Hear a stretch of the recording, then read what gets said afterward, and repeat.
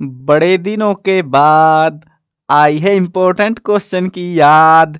चलो कोई ना, आपको याद आ गई वही बहुत है हमारे लिए। अब देखो, ये मैं वीडियो आपको टाइम से दे रहा हूँ बिल्कुल से, कि एग्जाम में कोई दिक्कत ना हो आपको, है ना। बिल्कुल टाइम से, बहुत टाइम आपके पास में, रिवाइज करते रहो, मजे से पढ़ते रहो। अब ये वाली वीडियो मैं बता देता हूँ, ये वीडियो आपको कक्षा 12 हिंदी वितान भाग 2 इंपॉर्टेंट क्वेश्चंस की होने वाली है। आंसर भी है साथ में, क्वेश्चन क्वेश्चन नहीं है खाली। फॉर 2022-23 का जो सेशन है आपका, मतलब कि मार्च 2023 में जो एग्जाम होंगे ना, उनके लिए ये वीडियो बना रहा हूँ। सारे जो क्वेश्चन है चैप्टर वाइज आपके, ठीक है। मतलब पहले चैप्टर का ऐसा नहीं है कि झमेला हो रखा है, पता नहीं कौन से चैप्टर से आ गया, वो दिक्कत ही नहीं होने वाली। आपको चैप्टर वाइज मिलेंगे सारे इंपॉर्टेंट क्वेश्चन। और उसके साथ में जो है ना, जरूरी नहीं है, आप ये मत सोचना भाई कि मतलब ऐसे ही उठा लिया, कुछ भी चिपका दिया आपको और वीडियो बना दी बस। नहीं, ऐसा कुछ नहीं है। यहाँ पे सारे क्वेश्चन बिल्कुल एनालाइज करके, कई सालों के एनालाइज करके, पेपर वगैरह कैसे क्वेश्चन आ रहे हैं, क्या सीन हो रहा है, उसके बेसिस पे बनाए गए। और सारे क्वेश्चन ऐसे हैं, मतलब मेजोरिटी ऑफ क्वेश्चन आपको ऐसे मिलेंगे जो गाइडों में भी नहीं मिलेंगे आपको, लेकिन एग्जाम में मिल जाएंगे। अगर इन क्वेश्चंस को पढ़ के, मैं गारंटी देता हूं, आप कोई सा भी पिछले साल का, कितने पिछले साल का पेपर उठा लेना, आप आराम से अटेम्प्ट कर लोगे। वितान का पोर्शन में से कुछ भी गड़बड़ नहीं होने वाली, एक भी नंबर नहीं कटने वाला। अब देखो क्वेश्चन आते हैं 2 into 5 करके, ठीक है, वो भी बता देता हूँ। 2 into 5 = 10 ऐसे क्वेश्चन आते हैं, यानी कि 5 क्वेश्चन आते हैं 2-2 नंबर के। और 2 नंबर में जितना लिखा हुआ है ना, इतना सा ही लिखना होता है। इससे ज्यादा लिख रहे हो तो भाई मतलब माथा फोड़ी करनी है, कोई नंबर वंबर अलग से नहीं मिलने वाले तुमको, ठीक है। लिमिटेड सा लिखो, 2 नंबर में क्या ही लिखना होता है, थोड़ा सा लिखना होता है, 2-3 लाइनें बस, मैक्सिमम 3 लाइनें, ठीक है, और मिनिमम 2 लाइनें। एक में तो नहीं काम बचता यार, ठीक है। अब शुरू करते हैं इंपॉर्टेंट क्वेश्चन की इस वीडियो को। तुम बोलोगे भाई तुम तो बक बक करे जा रहे हो, पढ़ाओगे कब, इन क्वेश्चंस को शुरू कब करोगे, ठीक है। अभी शुरू कर लेते हैं। एक और बात बता देता हूँ तुमको, ये जो एग्जाम है ना 2022-23 का, ये 12वीं क्लास के जितनी भी वीडियोस मैं बनाऊंगा, हिंदी की हो, इंग्लिश की हो, और जो स्ट्रीम सब्जेक्ट है आपके, यानी कि जो कौन सी है, साइंस स्ट्रीम हो गई, कॉमर्स या आर्ट्स, जो भी स्ट्रीम है, उनके रिगार्डिंग जो भी वीडियोस बनेंगी, वो आपको एक प्लेलिस्ट बना रखी है, उसमें ही मिलेंगी सारी वीडियोस। आपको ढूंढना ही नहीं है, मतलब कहाँ गई वीडियो, सर ने क्या इस बुक का, इस पार्ट का, इस पोर्शन की वीडियो बनाई या नहीं बनाई, तो वो सारी वीडियो आपको उधर ही मिल जाएंगी, ठीक है। तो वो चेकआउट आप करते रहना प्लेलिस्ट के अंदर, उसका लिंक मैं डिस्क्रिप्शन में दे दूंगा। अब डिस्क्रिप्शन सबको आता है ना खोलना, जिसको नहीं आता भाई कमेंट में बता दो, तुम बताते हो नहीं, फिर बोलते हो कि हमें तो लिंक ही नहीं मिल रहा भाई, अगले पार्ट का कहाँ है लिंक, वो बता दो, ये बता दो। आप बता दो पहले डिस्क्रिप्शन का किस किस को पता है। जिसको नहीं पता अभी के लिए तो बता देता हूँ, जो टाइटल लिखा हुआ है ना वीडियो के नीचे, उस पर क्लिक मार दो, वो अपने आप खुल जाएगा नीचे। उधर एक जो है ब्लू कलर में एक लिंक सा मिलेगा, उस पर क्लिक मार लेना, प्लेलिस्ट खुल जाएगी, सारी वीडियो उधर ही है, ठीक है। अब शुरू करते हैं इस चैप्टर को, पहले चैप्टर को, सिल्वर वेडिंग, ठीक है। इसमें 4 चैप्टर हैं आपके इस किताब में, और चारों चैप्टर की वीडियो यही है, इसीलिए बड़ी दिख रही है आपको। टाइमिंग अगर देख रहे हो बड़ी वीडियो सी दिखेगी थोड़ी। अब अच्छे से समझाऊंगा, ऐसा नहीं है नंबर गलत सलत बता दूंगा कुछ भी, बिल्कुल अच्छे से एक एक चीज डिटेल में एक्सप्लेन करने वाला हूं आपको। चैप्टर 1 सिल्वर वेडिंग, ठीक है। चलो देखते हैं पहला क्वेश्चन। और हाँ, ये ध्यान रखना, जिस भी क्वेश्चन पे ऐसे मोस्ट इंपोर्टेंट लिख रखा है ना मैंने, उसका मतलब समझ जाओ वो क्वेश्चन इतनी बार एग्जाम में आया है जिसकी कोई हदें नहीं है, वो मतलब रिपीट रिपीट रिपीट होता ही रहता है। तो ये ध्यान रखना, मोस्ट इंपोर्टेंट वाले को जरूर से जरूर कर लेना। उसको तो गलती से लाइनें भी मत भूल जाना, रट्टा मारना पड़े, कुछ भी करना पड़े, उसको तो भूल ही मत जाना तुम, ठीक है। अब देखते हैं क्वेश्चन को। यशोधर बाबू की पत्नी समय के साथ ढल सकने में सफल कैसे होती है। यानी कि देखो, यशोधर बाबू तो फेल हो जाते हैं वहां पे, लेकिन यशोधर बाबू की पत्नी जो है कैसे ढल जाती है वो बताना हमको। यशोधर बाबू की पत्नी अपने मूल संस्कारों से आधुनिक नहीं थी, यानी कि उसको जो ज्ञान था ना वो आधुनिक नहीं था, लेकिन उसके बच्चे आधुनिक विचारों के थे। उनकी माँ हमेशा उनका साथ देती, यानी कि जो यशोधर बाबू की पत्नी थी ना, अपने बच्चों का साथ देती थी। जबकि यशोधर बाबू को ये बात भी, ये सब जो काम कर रहे थे वो बिल्कुल भी पसंद नहीं था। इसी वजह से यशोधर बाबू की पत्नी समय के साथ ढल सकने में सफल हो जाती है ना। बिल्कुल आसान सा, समझ गए अब तो क्या लिखना है आपको। सेम सी स्टोरी है पूरे चैप्टर में, आसान सी स्टोरी है, कोई काफी डिफिकल्ट भी नहीं है। तो वैसे प्लेलिस्ट वगैरह बना रखी है मैंने, अगर आपको वीडियो देखनी हो ना, चैप्टर समझना हो, तो चैप्टर की वीडियो भी बना रखी है। प्लेलिस्ट का लिंक मैं डिस्क्रिप्शन में नहीं दे पाऊंगा क्योंकि मुझे पता नहीं कहाँ पड़ी हुई है, बट आप सेक्शंस में जाके जो है प्लेलिस्ट वाले उधर से ढूंढ लेना, मिल जाएगी आपको।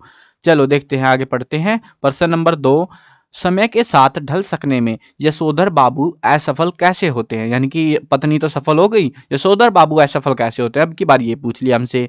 यशोधर बाबू की संता से बहुत प्रभावित थे। वे हर बात को किशनदा के नजरिए से देखते हैं। यशोधर बाबू अपने काम के प्रति सचेत और समय के पाबंद है। यशोधर बाबू का पूरा परिवार आधुनिक ख्यालात का है, जबकि यशोधर बाबू पुरानी संस्कृति और परंपरा में अटके हुए हैं। इसी वजह से यशोधर बाबू समय के साथ ढल सकने में, सकने आएगा, सपने लिखा हुआ है, ढल सकने में असफल हो जाते हैं। ठीक है ना, मतलब सीधी बात यह है कि जो बच्चे वो काम कर रहे थे, उसकी पत्नी को तो समझ आ रहा था, वो तो उनका साथ दे रही थी। अब पिता साथ दे नहीं रहा और इम्प्रेस भी किससे हो रहा है, किशनदा से, जिसके ख्यालात बिल्कुल अच्छे नहीं थे उस समय के हिसाब से। तो वो पुराने ख्यालात का था, तो उसी की असर इसके ऊपर आता गया और ये भी पुराने ख्यालात पे ही अटका पड़ा रहा। अगला प्रश्न देखते हैं, प्रश्न नंबर 3। यशोधर बाबू की कहानी को दिशा देने में किशनदा की क्या भूमिका रही? यशोधर बाबू किशनदा को अपना आदर्श मानते थे। आदर्श समझते हो ना, जिसको मतलब ऐसे उसी की बातें फॉलो करना होता है ना, तो उसको आदर्श कहते हैं। तो यशोधर बाबू किशनदा को अपना आदर्श मानते हैं। अब यशोधर बाबू उनसे इतने अधिक प्रभावित हैं कि अपने परिवार के साथ सामंजस्य भी नहीं बिठा पाते।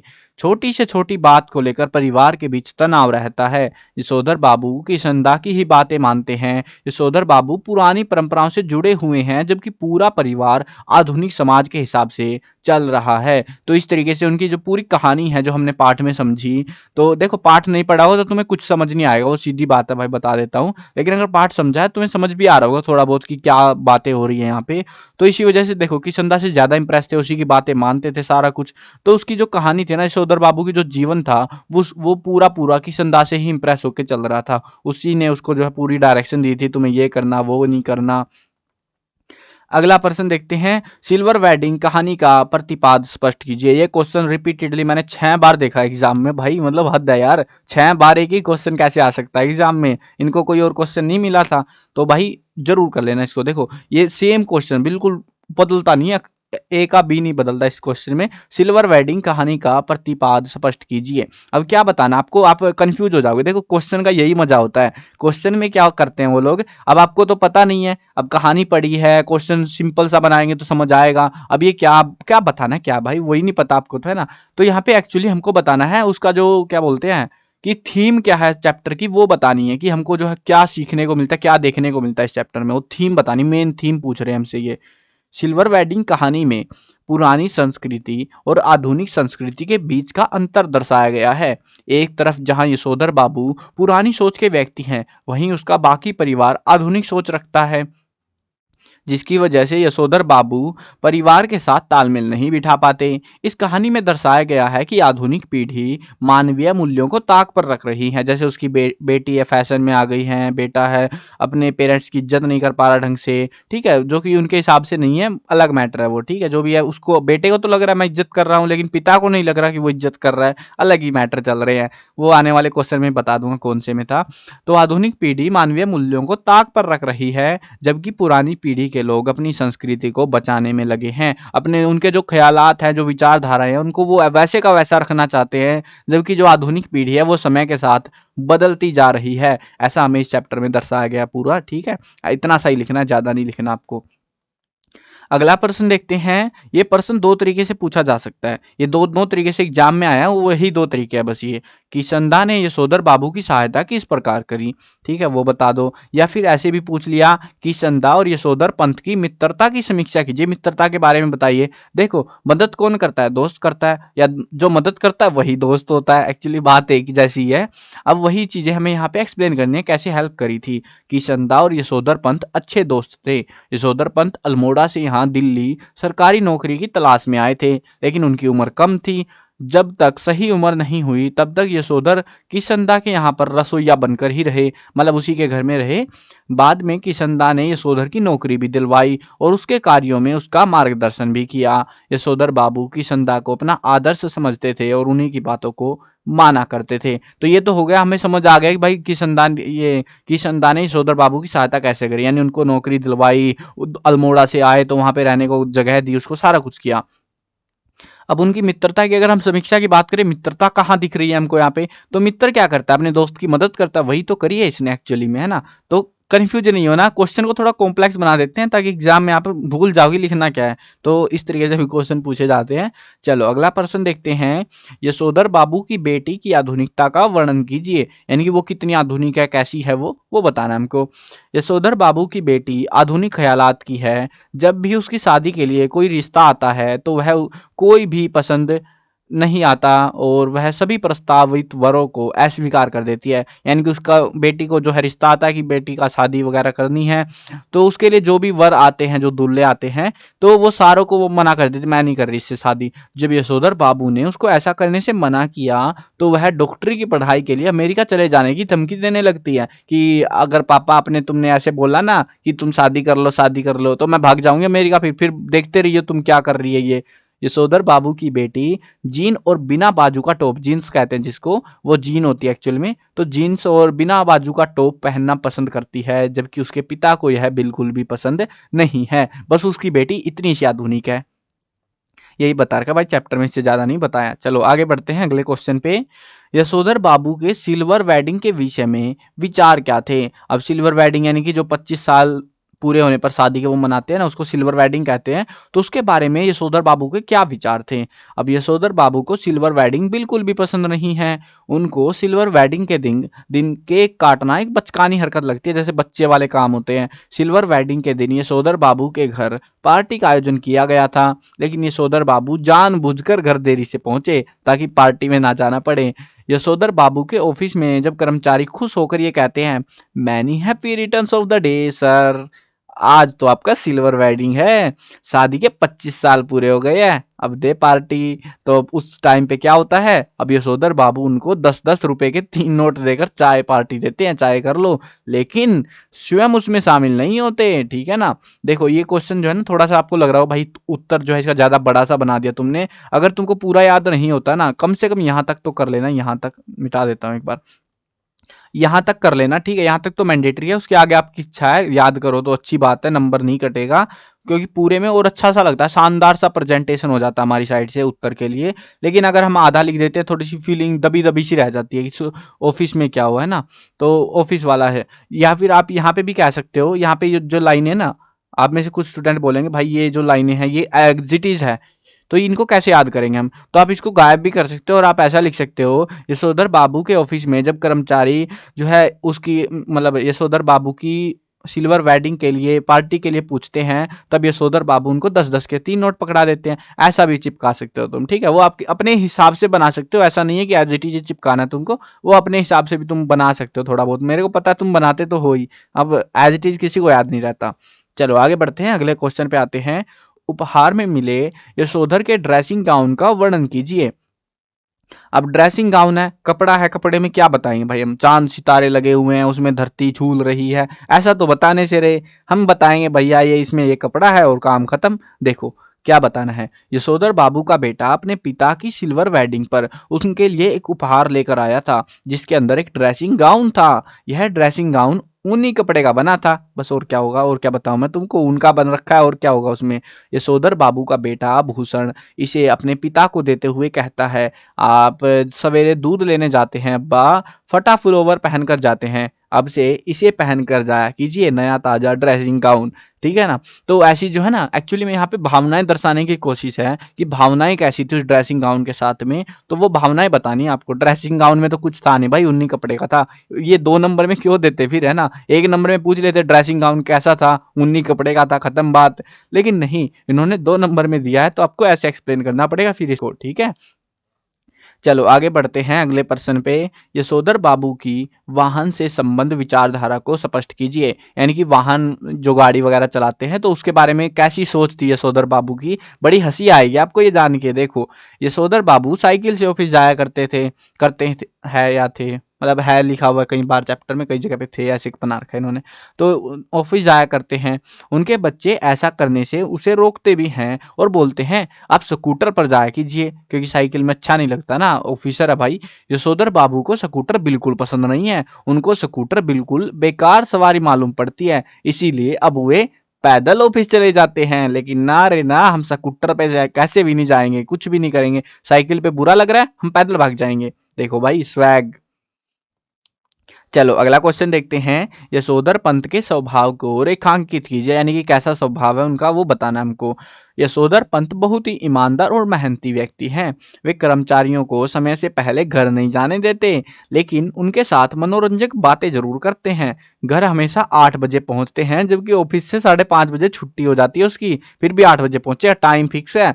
घर में पत्नी और बच्चों के साथ उनके विचार नहीं मिलते, इस वजह से वे मंदिर जाते हैं। अब ये बीच का जो टाइम पास कर रहे हैं ना, 8 से 5:30 से 8 तक, तो ऐसे ही टाइम पास होता है उनका। यशोधर पंत पुराने विचारों वाले व्यक्ति हैं, जबकि उनका बाकी परिवार आधुनिक ख्यालात का है। तो ऐसा हमको यहाँ पे एक्सप्लेन करना है। अगला प्रश्न देखते हैं, प्रश्न नंबर 11। किशनदा के व्यक्तित्व पर प्रकाश डालिए, यानी कि किशनदा कैसा है वो हमको बताना है। किशनदा भी एक मेहनती और संस्कारी व्यक्ति थे। वे पहाड़ी इलाकों से आकर दिल्ली में नौकरी किया करते थे। उन्होंने अपनी पूरी जिंदगी में कभी भी विवाह नहीं किया, क्योंकि ना शादी, ना बच्चे और ना ही जिंदगी में कलेश, कुछ नहीं होना। फिर किशनदा पहाड़ों से आने वाले लोगों की मदद किया करते थे, क्योंकि शुरुआत में किसी को भी रहने का ठिकाना नहीं मिलता था। किशनदा ने अपनी जिंदगी में कभी भी घर नहीं बनाया था। और वो तो इसको भी बता रहे थे ना यशोधर बाबू को कि भैया घर नहीं बनाना कभी भी, बताएंगे, वो क्वेश्चन है एग्जाम में भी आया था वो, तो वो भी बताऊंगा आपको। तो घर नहीं बनाया था। वे सरकारी क्वार्टर में रहते थे। रिटायर होने के बाद उसको कहीं पर भी आश्रय नहीं मिला। आखिरकार वे गांव लौट गए और वहीं पर उन्होंने अपने प्राण त्याग दिए। उनकी जिंदगी वहीं पे लुप्त हो गई थी। चलो अगला क्वेश्चन देखते हैं। घर बनाने के विषय में यशोधर बाबू के दृष्टिकोण का वर्णन कीजिए, उल्लेख कीजिए। या फिर इसी क्वेश्चन को इस तरीके से भी पूछा गया है, यशोधर बाबू ने आजीवन अपना घर क्यों नहीं बनाया, यानी पूरी जिंदगी में उन्होंने घर क्यों नहीं बनाया अपना। यशोधर बाबू किशनदा की बातों से प्रभावित थे। अब किशनदा तो ठहरे हुए ऐसे ही बंदे भाई, उनको क्या फर्क पड़ता घर से। अब किशनदा का कहना था कि जब तक सरकारी नौकरी तब तक सरकारी क्वार्टर। और यशोधर बाबू के बीवी बच्चे ने उन्हें डीडीए फ्लैट के लिए पैसा भरने के लिए कहा, लेकिन वे नहीं माने कि मैं पैसा क्यों भरूं जब सरकारी क्वार्टर अपने पास है। तो यशोधर बाबू को किशनदा की यह बात ठीक लगती है कि मूर्ख लोग घर बनाते हैं और सियाने उनमें रहते हैं। इसीलिए यशोधर बाबू ने आजीवन अपना घर नहीं बनाया था। ठीक है, तो ऐसी विचारधाराएं थी उनकी। अब देखो इसके साथ क्या होता है, किशनदा का बुढ़ापा सुख से क्यों नहीं बीता, ये भी क्वेश्चन आया था एग्जाम में। अब सुख से आप समझ सकते हो, भावनाएं इनकी ऐसी है। किशनदा ने कभी भी अपना घर नहीं बनाया, जो कि हमें पिछले इससे पहले वाले क्वेश्चन में पता लग गया था ना। इसमें देखो, इस वाले में पता तो लग गया था कि उन्होंने कभी घर नहीं बनाया, बच्चे, शादी वगैरह कुछ ही नहीं था, उनका परिवार भी नहीं था। तो वो फिर बाद में गांव जाके टपक गए थे। तो वैसी ही कहानी यहाँ पे भी बतानी है आपको। उन्होंने कभी घर नहीं बनाया। जब वह रिटायर हुए तो 6 महीने के बाद उनको सरकारी क्वार्टर छोड़ना पड़ा। उसके बाद उसके किसी भी साथी ने उनका सामान अपने घर में रखने के लिए हाँ नहीं की। कुछ सालों तक वे राजेंद्र नगर में किराए पर रहे और उसके बाद गांव चले गए, जहां साल भर बाद उनकी मौत हो गई। उनकी मृत्यु का कारण किसी को भी नहीं पता, और शायद हो सकता है कि ये दुख में हो गया हो भाई, जब कोई है ही नहीं, मैं जिंदा रह के करूंगा क्या, तो इसीलिए भी मर गए होंगे। चलो लास्ट क्वेश्चन है इस चैप्टर का जो एग्जाम में आया था, इंपॉर्टेंट क्वेश्चन। यशोधर बाबू को भूषण ने उपहार देते समय क्या कहा और उन्हें यह सब कैसा लगा।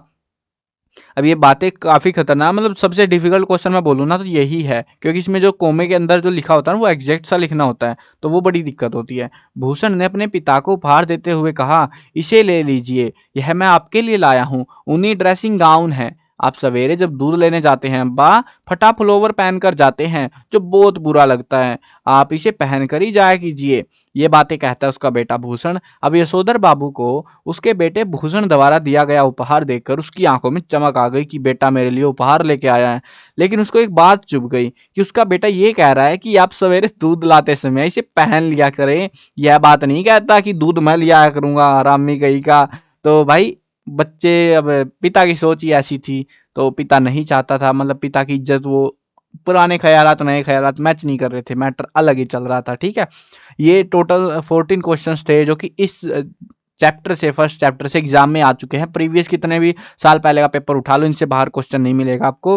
वैसे ही जो है देखो, वीडियो बड़ी बनेगी मैं समझता हूँ, और ये लिखे हुए हैं सारे के सारे, टेंशन मत लो। आप सोचो भाई इतनी बड़ी वीडियो बार बार देखनी पड़ेगी याद करने के लिए, तो ये जो आपको सारे के सारे लिखे हुए मिल जाएंगे। cclchapter.com पे जाओगे ना, ऑफिशियल वेबसाइट है हमारी, ठीक है, तो वहां पे जाना और वहां पे एक सेक्शन मिलेगा आपको, मेन्यू मिलेगा, जहां पे आपको लिखा मिलेगा इंपॉर्टेंट क्वेश्चन। उसमें जाके खोलना, आपको इस बुक के पूरे इंपॉर्टेंट क्वेश्चन, वो आर्टिकल जो है ना ये वाला, आपको उसमें मिल जाएगा लिखा हुआ सारे के सारा। आराम से बैठ के पढ़ते रहो, याद करते रहो, ठीक है। और कोशिश करूंगा अगर पीडीएफ बनी तो ठीक है, वो पीडीएफ भी बना के प्रोवाइड करा दूंगा आपको। चलो अब आगे बढ़ते हैं, अगला चैप्टर देखते हैं, चैप्टर नंबर 2, जूझ। प्रश्न नंबर 1, जूझ पाठ में खेत में काम करते समय लेखक का अकेलापन कैसे दूर हो गया था? मोस्ट इंपोर्टेंट क्वेश्चन है ये भी। जूझ पाठ में खेत में काम करते समय लेखक अपने अकेलेपन में कविताओं को सुर ताल छंद या एक सही यति गति के साथ गाया करता था। वह कविता गाते समय अभिनय भी किया करता था। इस प्रकार लेखक का अकेलापन दूर हो गया। ज्यादातर क्वेश्चन हमें ऐसे ही मिलेंगे और भाई सबसे हद मचाने वाला क्वेश्चन तो ये है, ये देखो तुम, श्री सोंदलगेकर के अध्यापन की किन्हीं 2 विशेषताओं का उल्लेख कीजिए। 12 बार आ चुका है भाई एग्जाम में, 12 बार एक ही क्वेश्चन, सेम क्वेश्चन, कुछ भी नहीं बदल रहे और मतलब हद मचा रखे इस क्वेश्चन ने। आसान सा है, देखो समझो क्या लिखना है। 2 विशेषताएं बतानी है, 2 पॉइंट लिख लेने, ऐसे मत करना कि तुमने एक पैरा एक पूरा बना दिया और फिर फुर हो गए और फिर आपके नंबर में एक ही नंबर मिल रहा है। 2 पॉइंट बनाओ तो उसको समझ आएगा एग्जामिनर को कि हाँ 2 पॉइंट बनाए हैं, 2 ही पूछा था, 2 हो गए पूरे। देखो क्या बताना है। श्री सोंदलगेकर मराठी के अध्यापक थे। वे कविताएं पढ़ाते थे और साथ ही कविताओं की रचना किया करते थे। ठीक है, पहली बात तो ये हो गई, पहली विशेषताएं बतानी है ना हमको। वैसे तो बनाने को इनमें से कितनी सारी बना दोगे तुम छोटे छोटे पॉइंट बना के, लेकिन अच्छा सा लगता है थोड़ा बड़ा सा पॉइंट हो तो। उनके पास सुरीला गला, छंद की बढ़िया चाल थी। वे कविताएं गाने के साथ अभिनय भी किया करते थे। ठीक है, तो ये हमारे 2 पॉइंट हो गए। वैसे जो है ना, आप अगर सिंपली बताओ, कुछ याद नहीं आता, तो ऐसे भी लिख सकते हो कि श्री सोंदलगेकर जो है ना कविताओं की रचना करते थे, 1 पॉइंट हो गया। दूसरा पॉइंट हो गया वे कविताएं गाने के साथ में अभिनय भी करते थे, है ना, 2 पॉइंट बन गए ऐसे भी, लेकिन ये थोड़ा अच्छा सा लगता है देखने को भी। चलो आगे बढ़ते हैं, अगला क्वेश्चन, प्रश्न नंबर 3। मैंने जो मोस्ट इंपोर्टेंट क्वेश्चन थे ना वो शुरू से में लिख दिया इसके ज्यादातर, ताकि वो जल्दी याद रहे आपको, है ना। चलो देखते हैं, जूझ पाठ में बचपन में लेखक के मन में पढ़ने के प्रति क्या विचार थे? तो पढ़ने के बारे में क्या सोच रहा था लेखक? लेखक यानी आनंदा की बात कर रहे हैं हम। तो अब लेखक, जिसको लेखक नहीं याद होगा ना कि लेखक का नाम क्या है, तो वो अपना ऐसे चिपका देना, भाई लेखक ही लिख देना आनंदा की जगह पे। देखो जूझ पाठ में, यहाँ पे भर देते हैं इसको कोमे से में। जूझ पाठ में लेखक बचपन से ही पढ़ने का शौकीन था। वह स्कूल जाना पसंद करता था। खेत में काम करने की बजाय आनंदा को मास्टर की मार छड़ी की, यहाँ पे की आएगा यार, ये क्वेश्चन मार्क कहाँ से आ गया, छड़ी की मार भी ज्यादा अच्छी लगती थी। जब उसके पिता ने उसका स्कूल छुड़वा दिया तो उसने दत्ताजी राव को कहकर अपने पिता से स्कूल जाने की हामी भरवाई थी। ठीक है ना, इस तरीके से क्वेश्चन आपको बताना है। अब यहाँ पे आनंदा अगर आपको याद नहीं आता है तो आप ऐसे लिख देना कि खेत में काम करने की बजाय लेखक को मास्टर की पिटाई ज्यादा अच्छी लगती थी। अब आप में से तो कोई नहीं होगा भाई, आप खेत जाना पसंद कर लोगे, बट टीचर से नहीं पिटना बिल्कुल भी। लेकिन इसको पसंद था स्कूल जाना, और उसके लिए उसने दत्ताजी राव से बात करी, अपने पिता से जो है हामी भरवाई, जबरदस्ती करवा गए कि मुझे पढ़ना है पढ़ना है। चलो अगला प्रश्न देखते हैं। जूझ पाठ में कविता के प्रति लगाव के बाद अकेलेपन के बारे में लेखक की अवधारणा में क्या बदलाव आया? यानी कि पहले तो वो अकेला पड़ा पड़ा बोर हो जाता था, अब क्या हुआ उसको ऐसा?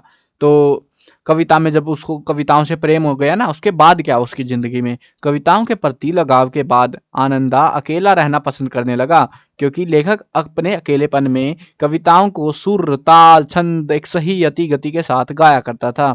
वह कविता गाते समय अभिनय भी करता था। इस प्रकार, अरे प्रकाश कहाँ से आ गया, इस प्रकार लेखक का अकेलापन दूर हो गया था। तो ऐसे जो है उन्होंने अपना अकेलापन दूर कर लिया था। चलो आगे बढ़ते हैं अगले प्रश्न पे। इसमें थोड़ी बहुत एरर है एक आध वर्ड की, तो फिक्स कर दूंगा इसको, कोई दिक्कत नहीं है। चलो अगला प्रश्न देखते हैं। ये प्रश्न देखो कितने स्टाइल में पूछ रखा है भाई। पहला क्वेश्चन, मास्टर सोंदलगेकर की साहित्यिक चेतना को स्पष्ट कीजिए। पहले तो क्वेश्चन पढ़ के सॉलिड सा ऐसे लगेगा भाई बताना क्या है इसमें, ना सोचना पड़ेगा। उसके बाद एक और क्वेश्चन आया, सेम यही आंसर सेम ही है बट क्वेश्चन अलग तरीके से पूछ लिया। मास्टर सोंदलगेकर के काव्य ज्ञान का विश्लेषण कीजिए। मास्टर सोंदलगेकर के कविता प्रेमी, काव्य ज्ञान कविता प्रेमी एक ही होता है, लेकिन नहीं, काव्य ज्ञान तो भाई पिछले साल दे दिया हमने, अगले साल हम कविता प्रेम देंगे तुमको, तो ऐसे करा। तो कविता प्रेम का विवेचन कीजिए। बात कुछ भी हो, सीधी सी बात है, सुर ताल यति गति बतानी है आपको सोंदलगेकर की। ठीक है, देखो क्या बताना है। मास्टर सोंदलगेकर कविताओं को गाते समय लय सुर ताल यति गति का पूरा ध्यान रखते थे। वे अपनी कविताएं कक्षा में सुनाया करते थे। वे कविताओं को सुनाते समय अभिनय भी करते थे। उनका गला सुरीला और उनके पास छंद की बढ़िया चाल थी, यानी कि उनको जो भी कविता सुनता था उसको मजा सा आ जाता था।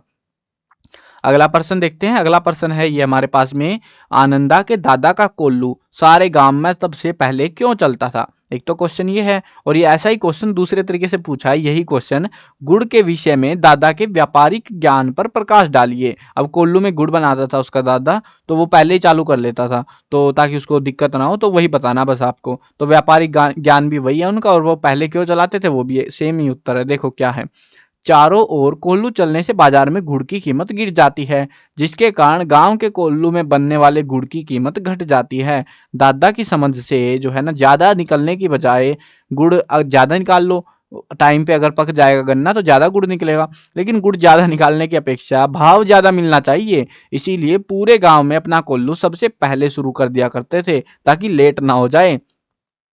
जैसे कुछ स्टूडेंट होते हैं एग्जाम आने से, मतलब कुछ तो होंगे 2 आवर पहले एग्जाम से, मतलब एग्जाम है आज ही, अभी मतलब 1-2 घंटा बचा हुआ है और आप पहुंच रहे हो अब वीडियो देखने के लिए, ऐसे भी स्टूडेंट मिलेंगे। लेकिन ज्यादातर क्या करते हैं, 1 महीने 2 महीने पहले शुरू कर देंगे कि पेपर में नंबर आने चाहिए बढ़िया से, है ना। तो जो पहले कर लेते हैं, तो वैसे ही थे इनके दादा भी, ताकि गुड़ में कंजूसी ना हो जाए, पूरा पैसा मुनाफा पूरा आना चाहिए, नंबर पूरे आने चाहिए। अब जो आलसी होते हैं, जिनको बस यही रहता है पास होना भाई, तो उनको तो मजा सा आ जाएगा। ये वीडियो के जितने क्वेश्चन है वो सारों को पढ़ लेना, याद भी कर लेना, इनसे बाहर नहीं मिलेगा तुमको क्वेश्चन, मैं श्योरिटी देके कह सकता हूँ आपको ये, ठीक है ना। चलो आगे बढ़ते हैं अगले प्रश्न पे, प्रश्न नंबर 7, आनंदा के काव्य प्रेम का वर्णन कीजिए। आनंदा को कविताएं गाना और उन पर अभिनय करना बहुत पसंद था। वह मास्टर सौंदलगेकर की कविताओं को बहुत ही ध्यान से सुना करते थे। वह बहुत ही ध्यान से मास्टर जी के हाव भाव, चाल, गति, रस का आनंद लेता था, फिर खेतों में जाकर उसी तरीके से गाया करता था। तो ऐसे था इनका। अगला प्रश्न देखते हैं, प्यारा सा खूबसूरत सा प्रश्न है। वसंत पाटिल, ये एक बच्चा था, उसी का क्लासमेट था आनंदा का। तो वसंत पाटिल के विद्यार्थी जीवन का विवेचन कीजिए। इसी क्वेश्चन को एक और तरीके से पूछा गया है, वसंत पाटिल के व्यक्तित्व का विश्लेषण कीजिए। व्यक्तित्व होता है कैसा है वो, क्या करता है वो चीजें। वसंत पाटिल नाम का लड़का शरीर से दुबला पतला किंतु बहुत होशियार था। मास्टर ने उसे कक्षा का मॉनिटर बना रखा था और हमेशा पहली बेंच पर बैठा करता था। वह गणित में बहुत होशियार था। बहुत बार वह दूसरे विद्यार्थियों के सवालों को जांचा भी करता था, यानी कि कॉपियां चेक भी यही करता था भाई। होशियार, अल्ट्रा टैलेंटेड बच्चा था। अगर आप में से भी कोई अल्ट्रा टैलेंटेड, आपने भी किसी दूसरे की कॉपियां चेक करी है तो बताना कमेंट में। तो देखते हैं कितनों ने करी हैं। मैंने तो करी है भाई, बहुत करी है, स्कूल में पढ़ता था जब मैं। चलो आगे बढ़ते हैं अगले प्रश्न पे। दादा ने जो है आनंदा के साथ कैसा व्यवहार किया। इस क्वेश्चन को सेम एक और तरीके से पूछा गया है, आनंदा के दादा की क्रूरता का विश्लेषण कीजिए। अब ये देखो, ये क्वेश्चन में कितना फर्क है। यहाँ पे व्यवहार पूछ रहे हैं, सभ्य सी बात लग रही है, यहाँ पे लग रहा है दादा कितना क्रूर था, क्या कर रहा था वो, तो वो बताना है। देखते हैं, आनंदा के दादा उसे स्कूल नहीं भेजना चाहते थे। वे खुद कोई भी काम ना करके खेत का सारा काम आनंदा से करवाते थे। आनंदा के दादा पूरा दिन रखमाबाई के एक कोठे पे गुजार देते थे, टाइम पास करते वहीं पे, और बेचारे आनंदा को मजबूरन खेत का काम करना पड़ता था। तो इतने क्रूर थे वो कि अपना काम अपने छोटे से प्यारे से नन्हे से बच्चे पे छोड़ के भाग जाते थे। अगला प्रश्न देखते हैं, मंत्री नामक मास्टर के व्यक्तित्व का वर्णन कीजिए कि कैसा मास्टर था वो। तो ये आसान सा है बिल्कुल, कोई मतलब ऐसा टीचर है, मंत्री है, मास्टर का नाम है मंत्री, और उस वो बस मैथ का टीचर, और क्या बोले उसके बारे में ना। देखो क्या बताना है। मंत्री आनंदा के पाठशाला में गणित का अध्यापक था। वह कभी भी छड़ी का प्रयोग नहीं करता, बल्कि कमर में घुसंट लगाया करता, गुस्सा मार देता उसको। शरारती बच्चे उनके सामने उधम नहीं मचा सकते थे। आपके स्कूल में भी होगा कोई ना कोई टीचर जो ऐसे, जो फालतू फुदक रहा होगा उसको ऐसे गुट बैठा देगा बढ़िया सा। तो हमने देखा है कभी कभी, हमारे स्कूल में भी एक आध बार आया ऐसा टीचर। चलो देखते हैं, आगे बढ़ते हैं। प्रश्न नंबर 11, जूझ कहानी के आधार पर सिद्ध कीजिए कि आनंदा एक जुझारू बालक है। तो जुझारू यानी कि मतलब उसको जो है पढ़ना वगैरह वो चीज़ें ज़्यादा पसंद है, उसको ने जो ठान लिया वो करना ही करना है, तो वो चीज़ें हैं। तो वो ऐसा बालक है, वो हमें कहानी बतानी है उसके बारे में। देखो क्या बताना है। जब आनंदा के पिता ने आनंदा का स्कूल छुड़वा दिया तो और खेत के सारे काम करने के लिए उसको बाध्य किया, तब आनंदा दत्ताजी राव के पास जाकर अपने पिता की शिकायत लगाता है। इसके बाद उसने पिता से स्कूल जाने की हामी भरवाई। स्कूल में उसका कोई दोस्त नहीं है और सभी उसका मजाक उड़ाते हैं। इसके बावजूद उसने स्कूल जाना नहीं छोड़ा। इन सब बातों से हमें यही तो पता लगता है आनंदा एक जुझारू बालक है। क्योंकि देखो, अगर आपका दोस्त नहीं आता ना स्कूल में, आपका मन करता है यार मैं भी बंक मार लेता हूँ, छुट्टी मार लेता हूँ, लेकिन यहाँ ऐसा नहीं है, ये फिर भी जाता है भले ही कोई दोस्त ना हो। चलो कोई ना, अच्छी बात है भाई, आप भी जाया करो। अगला प्रश्न देखते हैं, चैप्टर नंबर 3 है। प्रश्न क्या है, पाठ है यार अगला, अतीत में दबे हुए पैर। चलो देखते हैं क्या है, कौन से पैर निकालने। यहाँ पे कहानी है हड़प्पा सभ्यता, मोहनजोदड़ो वगैरह के बारे में। ठीक है, चलो देखते हैं कैसे क्वेश्चंस आते हैं इस चैप्टर से। प्रश्न नंबर 1, मोहनजोदड़ो में जल निकासी की व्यवस्था कैसे की गई थी। ये क्वेश्चन बहुत इंपॉर्टेंट है और ये क्वेश्चन इस तरीके से भी पूछा है, ये सेम ही लगेगा आपको। मोहनजोदड़ो में जल निकासी की व्यवस्था किस प्रकार की गई, बस फर्क इतना है कैसे की गई, किस प्रकार की गई थी, है ना। फर्क नहीं लग रहा ना, सेम ही है। वैसे मैंने लिख दिया कि भाई ये भी पूछा था एग्जाम में, ऐसे भी पूछा था, तो दोनों चिपका ही देता हूँ। चलो क्या फर्क पड़ता है मेरे को, तो एक या करके ये और लिखना है, तो आपको पता तो लगे कि ऐसे भी थोड़ा सा भी बदल सकते हैं क्वेश्चन को। तो ये वैसे जनरली तो ये क्वेश्चन है जो बहुत बार आता है। ठीक है, चलो देखते हैं। मोहनजोदड़ो में जल निकासी की व्यवस्था का एक बेहतरीन नमूना देखने को मिलता है, जिसमें सड़क के दोनों तरफ ढकी हुई नालियां बनाई गई थी। घरों के अंदर से गंदा पानी नालियों के बाहर होदी तक आता था। होदी बनी होती थी, जैसे छोटा सा वो नाल, मतलब होदी समझते हो ना, वो एक खाना सा बना देते हैं, पानी आता है वहां पे गिर जाता है, तो वैसे होदी बनी हुई थी। और उसके बाद बड़े नाले में जाता था। कहीं कहीं पर नालियां बिना ढकी हुई थी। यानी कि ये पानी क्या होता है एक्चुअली में, ये होदियां क्यों बना रखी थी उन्होंने, जो गैर वगैरह होती है ना वो यहाँ इकट्ठी हो जाएगी और जो पानी है वो ऊपर से फ्लो होकर चला जाएगा। तो वो गैर ऐसे पूरे नाले से नहीं चुगनी, यहीं होदियों में से चुग लेते थे वो स्मार्ट गाय, है ना। आजकल नालों में पूरा नाला भर जाता है गैर से, तो वो लोग ऐसा नहीं करते थे, वो लोग यहाँ इकट्ठा करते थे गैर को और यहीं से निकाल लेते थे। बढ़िया था यार। चलो आगे बढ़ते हैं अगले क्वेश्चन पे। मोहनजोदड़ो कहाँ बसा हुआ था, इसे विशेष प्रकार से क्यों बसाया गया था। मोहनजोदड़ो सिंधु घाटी सभ्यता के एक टीले पर बसा हुआ था। क्योंकि ये देखो, आप समझो भाई सभ्यता के टीले पर कैसे, मतलब देखो एक्चुअली तो सिंधु घाटी एक पूरी लंबी चौड़ी घाटी है और वो जो सभ्यता है ना पूरा काफी बड़ा एरिया, उसी के एक टीले पर एक मोहनजोदड़ो नाम का शहर भी बसा था। इस टीले को जमीनी सतह से ईंटों की मदद से ऊंचा उठाकर बनाया गया था। इसे, और यहाँ पे पूछ रहे हैं पहले तो कहाँ बसा हुआ था बता दिया हमने, इसे विशेष प्रकार से क्यों बनाया गया, यानी कि ऊंचा उठा के क्यों बनाया। इसे ऊंचा इसीलिए बनाया गया होगा ताकि सिंधु नदी के जल की आपदा से बचा जा सके। यानी कि अगर बाढ़ आ जाती है, पानी ज्यादा हो जाता है, तो उसमें बाढ़ ना आए उनके घरों में, है ना, इसलिए बना रखा था। चलो अगला प्रश्न देखते हैं। अतीत में दबे पांव पाठ के कथ्य पर प्रकाश डालिए। यानी कि उसकी जो कहानी है वगैरह वो चीजें बतानी है हमको।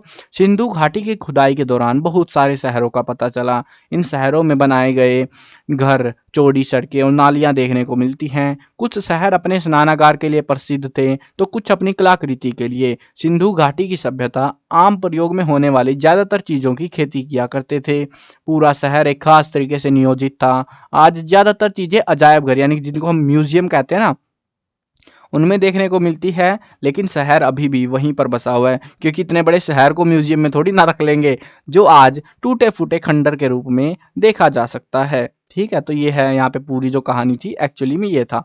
चलो आगे देखते हैं। मोहनजोदड़ो के अजायब घर में हथियारों के ना होने से क्या संकेत मिलता है। अब आप बोलोगे भाई मोहनजोदड़ो की स्पेलिंग गलत कर दी तुमने, ऐसे नहीं होता, ये स्पेलिंग तो ऐसे होती है। यही चीज मेरे को देख के जो है ना एग्जाम में हंसी आ रही थी कि भाई इन्होंने एग्जाम में जो है ना, मतलब मैंने आपको दिखाने के लिए बस ऐसे लिख दी है स्पेलिंग, मेरा मन कर रहा था मोहनजोदड़ो लिख दूं, लेकिन एग्जाम में सेम क्वेश्चन, मतलब जैसे है ना ये मोहनजोदड़ो ऐसे ही लिख रखा था भाई एग्जाम में। मतलब मैं सोच रहा यार एग्जाम में भी इतना क्रॉस चेक नहीं कर रहे वो लोग गलतियों पे, मतलब ऐसे मोहनजोदड़ो बना रखा उन्होंने, क्या कर सकते हैं ना। चलो जो भी है, आप कंफ्यूज नहीं होना कि ये मोहनजोदड़ो क्या आ गया, मोहनजोदड़ो ये। तो मोहनजोदड़ो की खुदाई के दौरान बहुत सारे अवशेष प्राप्त हुए, परंतु उनमें एक भी हथियार नहीं मिला। इससे यह अंदाजा लगाया जाता है कि सिंधु घाटी सभ्यता का समाज अनुशासित और मजबूत था। उस समय का समाज धर्म या राजनीति के द्वारा नहीं चलता था, यानी कि लोग आपस में चला रहे थे, कोई राजपाट वाला सिस्टम नहीं था उस टाइम पे। अगला प्रश्न देखते हैं, ये मोस्ट इंपोर्टेंट क्वेश्चन है, बहुत बार आया है। क्वेश्चन क्या है, मोहनजोदड़ो के बौद्ध स्तूप का वर्णन कीजिए। प्यारा सा क्वेश्चन तो ऐसे देंगे, अगर थोड़ा सा बड़ा करके कंफ्यूज करना है तो ऐसे भी दे देंगे। अतीत में दबे पांव पाठ के आधार पर बौद्ध स्तूप की संरचना का वर्णन कीजिए। बात तो एक जैसी ही है, जिसको पता है कि बौद्ध स्तूप पूछ रखा है, बौद्ध स्तूप बताना है बस। मोहनजोदड़ो के सबसे बड़े और ऊंचे चबूतरे पर बौद्ध स्तूप का निर्माण किया गया था। इस बौद्ध स्तूप के अंदर भिक्षु के कमरे थे, जो भीख वगैरह मांगते हैं, जो अपना घर परिवार त्याग देते हैं, वो उनको भिक्षु कहा जाता है, तो उनके कमरे थे। इसकी संरचना मिस्र और मेसोपोटामिया की सभ्यता के समय की मानी जाती है। उस समय जब बने थे घर, उसी टाइम के आसपास वैसे से ही डिजाइन में ये बना हुआ था पूरा। अब एक और क्वेश्चन ऐसे ही पूछ रखा था इन्होंने, मोहनजोदड़ो के नगर नियोजन का विवेचन कीजिए। मोहनजोदड़ो लिख दो, मोहनजोदड़ो, फर्क नहीं पड़ता, ठीक है, उनकी मर्जी है भाई एग्जाम वालों की, तो कंफ्यूज नहीं हो ना कि बोलो कि एग्जाम वालों ने गलत चिपका दिया, भाई ऐसे ही दे रखा था मैंने ऐसे ही चिपका दिया। मोहनजोदड़ो शहर में नगर नियोजन का एक बेहतरीन नमूना देखने को मिलता है। यहाँ की ज़्यादातर सड़कें सीधी हैं या फिर आड़ी हैं। आधुनिक समय में इसे ग्रिड प्लान कहा जाता है। मोहनजोदड़ो शहर आधुनिक सेक्टर शहरों के नियोजन से मेल खाता है। जैसे शहरों में सेक्टर बने होते हैं ना, सेक्टर 1, 2, 3, 5 ऐसे, जैसे चंडीगढ़ शहर में है यार सेक्टर वगैरह बने हो, वैसी टेक्निक पे ये शहर आज से हजारों साल पहले बना हुआ था। कितना स्मार्ट शहर था यार। चलो आगे बढ़ते हैं। वास्तुकला की दृष्टि से महाकुंड का वर्णन कीजिए। या फिर एक और क्वेश्चन आया, ये क्वेश्चन बहुत बार आया है, इस क्वेश्चन को भी ऐसे ही पूछ सकते हैं, महाकुंड की संरचना का वर्णन कीजिए। सीधा पूछ लो या टेढ़ा पूछ लो भाई, वास्तुकला के नाम पे कुछ नहीं है, आपको बताना कि इधर की कौन सी डायरेक्शन में क्या था, बस वो वास्तुकला हो जाती है और कुछ ज्यादा नहीं है, ठीक है। चलो बताते हैं। महाकुंड, ये सबसे डिफिकल्ट सा लगेगा आपको क्वेश्चन, इसीलिए मैंने इंपॉर्टेंट लगा भी दिया क्योंकि बहुत बार आ रहा है और ये डिफिकल्ट क्वेश्चन देने होते हैं ना कुछ उनको एग्जाम में, तो उनमें से है ये डिफिकल्ट वालों में, क्योंकि इसमें एग्जैक्ट नंबर लंबाई चौड़ाई से भी याद करनी पड़ेगी। देखो महाकुंड 40 फुट लंबा, 25 फुट चौड़ा, 7 फुट गहरा बना हुआ था। इसमें उत्तर और दक्षिण दिशा की ओर से सीढ़ियां उतरती है। यानी कि आप सीधे शब्दों में छापू ना मैं ऐसे, ऐसे कुंड होता है, ऐसे जोड़ जिसको कहते हैं हम, यहाँ से जो है सीढ़ियां उतर रही थी, यहां से उतर रही थी, ठीक है, ऐसे तो याद कर लोगे। उत्तर दिशा में 2 पंक्तियों में 8 स्नानागार हैं। यानी कि जो है ना 2 पंक्तियां बना रखी थी ना, स्नानागार होते छोटा, जैसे आपने कुरुक्षेत्र वगैरह गया होगा कोई स्टूडेंट, या उधर का भी हो सकता है, उन्होंने देखा होगा अलग अलग जगह पे भी है यार जो स्नानागार होते हैं, वहां पे रेलिंग्स लगा के ऐसे, ताकि वो ज्यादा गहरे पानी में ना कूद के मर जाए, तो उसके लिए लगाते हैं वो, उनको स्नानागार कहते हैं। कमरे से बने होते हैं, मतलब ऐसे काम चलाने के लिए, बस नहाने के लिए अंदर बैठ के नहा लो तुम। और इनमें से किसी का भी दरवाजा एक दूसरे के सामने नहीं खुलता था। ऐसा नहीं है कि इसने इसको देख लिया भाई, प्राइवेट प्रॉपर्टी, ऐसे नहीं चीटिंग करनी। महाकुंड पक्की ईंटों का बना हुआ है और पानी निकालने के लिए भी एक अच्छी व्यवस्था की गई है इस कुंड के अंदर, ऐसा जो है यहाँ पे सिस्टम देखने को में मिलता था, ठीक है। अब समझ आ गया, आसान सा है ना। चलो आगे बढ़ते हैं। अगला प्रश्न है, सिंधु घाटी सभ्यता की फसलों पर प्रकाश डालिए। ये देखो ये मस्त क्वेश्चन है। आप लोग क्या क्या खाते हो ना, जो जो आपको याद आए ना उसको चिपका देना, जो हम लोग खेती करते हैं। देखो ये लोग क्या क्या उगाते थे, कपास, गेहूं, जौ, सरसों, चना, जवार, बाजरा, रागी, खजूर, खरबूजे, अंगूर, भाई सब कुछ तो उगा लिया इन्होंने। तो इतनी सारी चीजें ये लोग उगाते थे। ध्यान रखो चावल वगैरह यहाँ पे हमने डिस्कस नहीं करा है ना, तो बाकी चीजें जो खाने पीने की थी वो उगा लेते थे ये लोग। मतलब ज्यादातर अगर तुम देखोगे ना, तो जो सर्दियों से जो गर्मियों की फसलें हैं ना, तो उनको ज्यादा उगाते थे, वो गर्मियों वाली नहीं उगा पाते थे क्योंकि पानी की दिक्कत हो जाती होगी, या तो इनको जो भी था सर्दियों वाली जो फसलें थी वो ज्यादा उगती थी इनकी। चलो आगे बढ़ते हैं। अगला प्रश्न है, रईसों की बस्ती का विश्लेषण कीजिए। रईस यानी कि अमीर लोग थे उस समय, तो उनकी बस्तियां कैसी होती थी। रईसों की बस्तियों में बड़े बड़े घर, चौड़ी सड़कें और ज्यादा कुएं देखने को मिलते हैं। यह बस्ती बौद्ध स्तूप के ठीक सामने बनी हुई है। यहाँ पर गरीबों के लिए के कोई भी घर देखने को नहीं मिलते, यानी कि अमीरों की तो कॉलोनी अलग होती है ना, तो वैसा ही सिस्टम यहाँ पे भी देखने को मिलता है। अब ये क्वेश्चन देखो, ये भी इंपॉर्टेंट क्वेश्चन है, बहुत बार आया है। मोहनजोदड़ो के अजायब घर का वर्णन कीजिए। या फिर ऐसे पूछ लो, मोहनजोदड़ो के अजायब घर में क्या क्या रखा हुआ है, यानी कि वहाँ पे जो म्यूजियम है ना उसमें क्या क्या पड़ा हुआ है वो बताना है।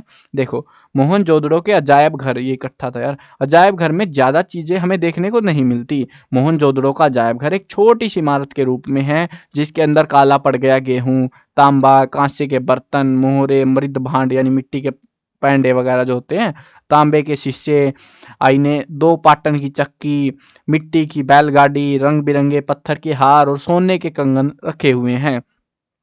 अब आप बोलोगे भाई बहुत कुछ रखा हुआ है, एक्चुअली में देखो यहाँ पे जो कीमती चीजें थी ना, सोना वगैरह, सोना चांदी जो मिला उनको खुदाई में, ज्यादातर तो चोरी हो गया क्योंकि भाई सोना महंगा है, तुम समझो। अब बाकी मिट्टी विट्टी पड़ी है, इन पैंडों का, मिट्टी का क्या करेगा कोई, कुछ नहीं काम आनी, तो ये छोड़ दिया कि तुम ये लो बच्चों को इसको दिखाते रहिए, ठीक है। चलो आगे बढ़ते हैं। अगला क्वेश्चन ये भी कई बार आया है, ये भी प्यारा सा क्वेश्चन है। कॉलेज ऑफ प्रिस्टिस किसे कहा गया है, इसका निर्माण क्यों किया गया होगा, क्यों हुआ होगा, मोस्ट इंपोर्टेंट क्वेश्चन है ये भी। महाकुंड के उत्तर पूर्व दिशा में, महाकुंड के उत्तर पूर्व दिशा में एक इमारत के अवशेष मिले हैं, इस जिसमें एक बड़ा हॉल है। हॉल के साथ अनेक छोटे छोटे कमरे भी हैं। माना जाता है धार्मिक अनुष्ठान, यानी कि जो पूजा के कार्यक्रम वगैरह होते हैं ना, धार्मिक अनुष्ठानों में ज्ञानशाला इसी के साथ बनी हुई थी, इसीलिए इसे कॉलेज ऑफ प्रेस्टिज कहते हैं। बस ये नाम मतलब किसे कहते हैं तो ये समझ गए, एक मतलब होल सा बना हुआ है उसको कहते हैं हम कॉलेज ऑफ प्रेस्टिज। और उसका निर्माण क्यों करा गया था? हवन कुंड मस्तों का झुंड करने के लिए, ठीक है। तो वहां पे पूजा पाठ होती होगी। चलो आगे बढ़ते हैं, अगला प्रश्न देखते हैं। वर्तमान में सिंधु सभ्यता को किस रूप में देखा और महसूस किया जा सकता है? आज के टाइम पे अगर हम बात करें, कैसे महसूस करोगे बताओ? तुम खुद सोचो, उत्तर आपको देखे बिना भी आप बता दोगे। भाई आपको महसूस करना, आपको देखना है, इसके बारे में फील करना है कैसी सभ्यता थी। सबसे पहले उनके खंडरों में जाके देखोगे तुम, है ना, वही चीजें यहाँ पे बतानी है। सिंधु घाटी सभ्यता अब तक की खोजी गई सबसे प्राचीन सभ्यता है, जिसके अंदर हमें घरों के निर्माण का बेहतरीन नमूना देखने को मिलता है। अब इसकी टूटी हुई दीवारें, खंडर बन चुके घर, रास्ते इसका सबूत हैं, जिनको देखा और महसूस किया जा सकता है। और ऐसे ही हम इस सभ्यता को महसूस कर सकते हैं कैसी रही होगी उस टाइम पे। अगला पर्सन देखते हो, पर्सन कह रहा हूँ, अगला पार्ट देखते हैं, लास्ट पार्ट है इस बुक का, डायरी के पन्ने। ठीक है, चलो देखते हैं डायरी के पन्नों में क्या क्या इंपॉर्टेंट क्वेश्चन है। पहला क्वेश्चन है, एन की अज्ञातवास के समय क्या क्या रुचियां थी, क्या क्या चीजें उनको पसंद थी। ठीक है, एक क्वेश्चन ये सबसे ज्यादा बार रिपीट हुआ है। उसके बाद में ये क्वेश्चन है, एन फ्रैंक के फिल्मी प्रेम पर प्रकाश डालिए। फिल्मों के बारे में कुछ भी बात आ जाए ना, यही उत्तर चिपका देना आंख बंद करके। सिनेमा प्रेम को लेकर, ये एक ही बात हो गई, फिल्म सिनेमा एक ही होती है, उनको लेकर एन फ्रैंक के विचारों का विवेचन कीजिए। देखो क्या आप बताना है। एन को पत्रिकाओं से फिल्मी कलाकारों के चित्र इकट्ठे करने का जुनून सवार था। वह फिल्मों के बारे में जानकारी इकट्ठा करती थी, उसकी समीक्षा करती थी। वह फिल्मी अभिनेत्रियों की तरह अपने बाल सजाया करती थी। थोड़ी देर के बाद वह उन्हें अपने असली रूप में भी आ जाती थी, क्योंकि हो गई बड़ी नौटंकी, अब नहीं संभल लेते। देखो एक्चुअली में क्या था, ये लोग जो है ना अंडरग्राउंड रह रहे थे, लड़ाइयाँ चल रही थी, विश्व युद्ध हो रहा था दूसरा, और अंडरग्राउंड थे ये लोग। तो अंडरग्राउंड में क्या होता है, आप लोग खुद सोचो, उस समय तो मोबाइल फोन नहीं था, इंटरनेट नहीं था, कुछ भी नहीं था। मतलब आपको टाइम पास करने के लिए कुछ तो चाहिए। या हम लोग तो जनरली क्या होता है, आपको आप खुद सोचो, इमेजिन करो, आपके पास कुछ भी नहीं है, मतलब ना आपके पास मोबाइल है टाइम पास करने के लिए, ऐसा कोई खेल खिलौना भी नहीं है, तो आप कैसे टाइम पास करोगे? और आपको एक ही कमरे में रहना है, वो भी मजबूरी है, देखो तुम, तो कैसे रहोगे? आपको टाइम पास करने के लिए कुछ तो चाहिए होगा। अखबार में कुछ फोटो मिल गया, ऐसे ही नौटंकी करते रहो, हंसी मजाक, एक दो दिन की बात होती है, टाइम पास हो जाएगा। लेकिन अगर महीनों तक रहना पड़ जाए तो ऐसी हरकतें होंगी जैसी ये कर रही थी, है ना। चलो, तो ऐसे टाइम पास करने के लिए इसको कुछ पत्रिकाएं वगैरह मिल जाती थी, तो उनमें से फोटो खींचे, ऐसे बाल सजाना, नौटंकी कुछ तो करना पड़ेगा। ओ भाई ये क्वेश्चन, इसको मैं मोस्ट इंपोर्टेंट मैंने इसीलिए नहीं लिखा क्योंकि ये हर बार बदल देते हैं, ये बड़े सियाने पड़ते हैं। देखो कैसे कैसे बना रखे हैं क्वेश्चन। एन के स्त्री पुरुष अधिकारों के पर क्या विचार थे? एन फ्रैंक के नारी संबंध विचारों पर प्रकाश डालिए। एन फ्रैंक के महिला विषयक विचारों पर विश्लेषण कीजिए। एन फ्रैंक के नारी विषयक विचारों पर विवेचन कीजिए। अब देखो एक्चुअली में तुम समझोगे तो क्या बात हो रही है यहाँ पे, वह स्त्री पुरुष के जो अधिकार उनके बारे में क्या कहती है। इसमें कहते हैं नारी के बारे में उसकी क्या सोच है, महिला, नारी महिला एक ही होती है, नारी विषयक, यहाँ पे नारी संबंध है, यहाँ पे नारी विषयक बना दिया। भाई कंफ्यूज करने के लिए कुछ तो करेंगे, एक आध अक्षर बदल देते हैं ये लोग। लेकिन अगर नारी शब्द मिल रहा है आपको तो यही उत्तर चिपकाना है। उसका मानना था, उसका यानी कि एन फ्रैंक का मानना था कि औरतें संतान को जन्म देती हैं और दर्द झेलती हैं। कोई भी सैनिक युद्ध में इतना दर्द नहीं झेलता जितनी पीड़ा किसी भी महिला को प्रसव के समय झेलनी पड़ती है। यानी जब बच्चा पैदा होता है तो उस समय उसको जो दर्द होता है ना, वो कोई सैनिक युद्ध में नहीं झेल सकता।